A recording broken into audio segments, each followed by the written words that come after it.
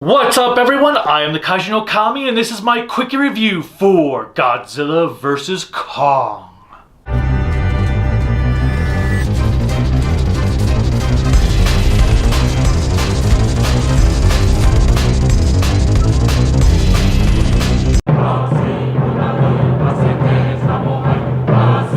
Alright, so Godzilla vs. Kong. It is the fourth movie in the Monsterverse that is a very convoluted Monsterverse that doesn't seem to have any idea what the hell it wants to do and is just pieced together as they're going along. Kind of disappointing, especially since this is supposed to be the end of the Monsterverse, and it kind of has nothing to do with a lot of the characters from the previous Monsterverse movies. Like, none of the characters from Skull Island make an appearance, except for Brooks, and he doesn't really have a part in this movie. None of the characters from Godzilla 2014 make an appearance.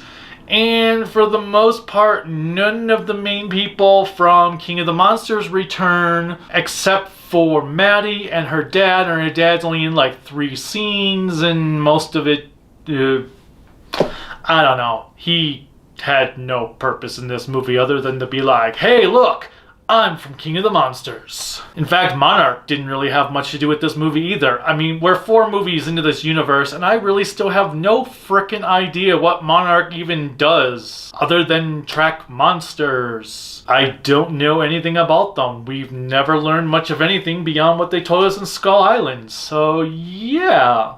But anyway, we're not talking about that right now. I'm talking about Godzilla vs. Kong. Positives.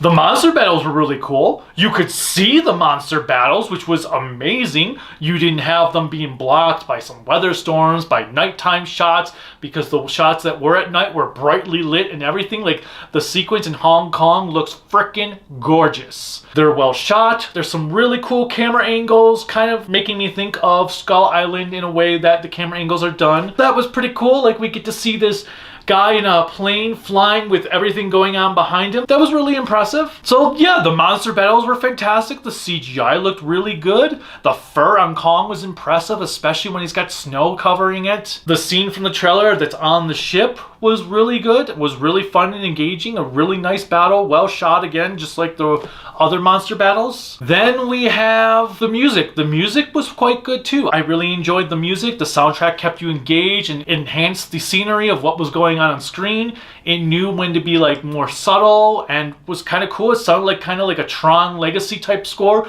where you'd have all this like techno stuff going on, and then it gets really booming as all the battles are getting more intense. There were some really cool looking titans that appeared in this thing. I'm not going to really say what they are. One of them actually made me think of one of the creatures from the Godzilla animated series from 1998. Visually, there was a lot of great stuff to see. Plot-wise, though, if you asked me to explain the plot to this movie to you, I would tell you good luck.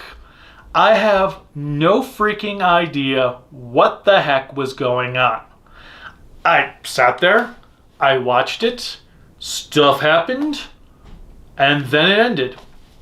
That's really all I've got for this. Like, there were some characters doing one thing, other characters doing another thing, then there were more characters doing that thing, and another character doing that thing, and then it kind of tied together, I guess?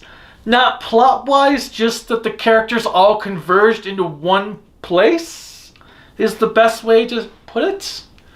None of the plots really mattered. There were some surprises in there that I was like, that's cool. A shame the toy ruined that for me. That's cool. A shame the internet ruined that for me. That's cool. A shame the trailer ruined that for me. Oh, but I will give the movie credit.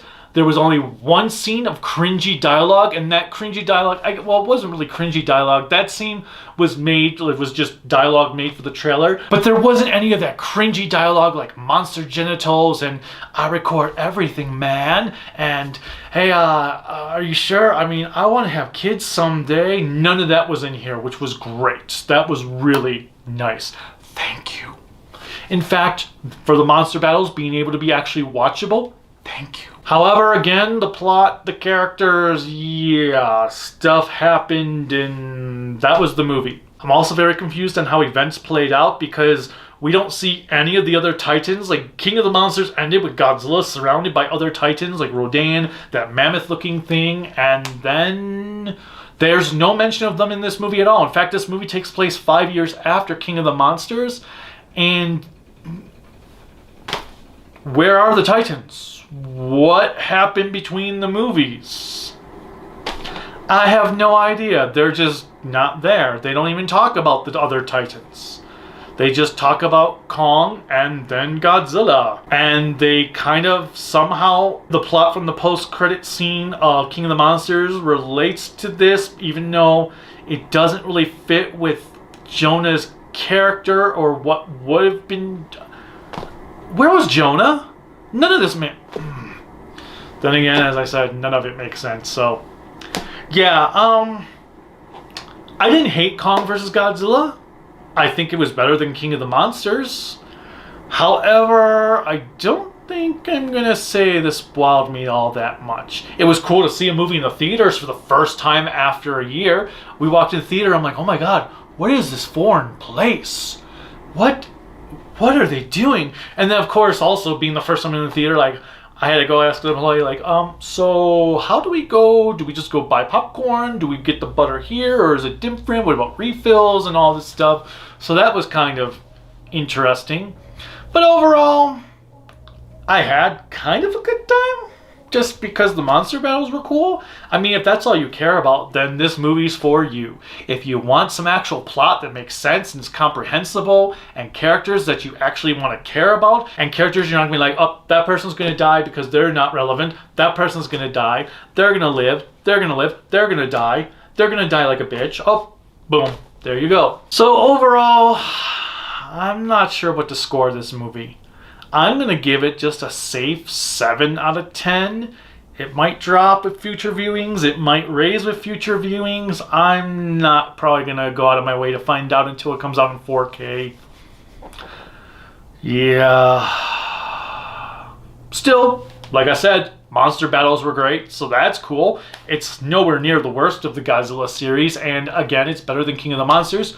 So, whatever. Have you seen Godzilla vs. Kong? I mean, it's on HBO Max, so most of you probably have seen it. Let me know what you think in the comments. Click like, click subscribe, click the bell notification, click whatever else YouTube has you clicking on to support me. You can support me on Patreon at Kaiju no Kami, Facebook Kaiju no Kami, Instagram Kaiju no Kami, Twitter Kaiju no Kami, and my website creativitybydesignllc.com.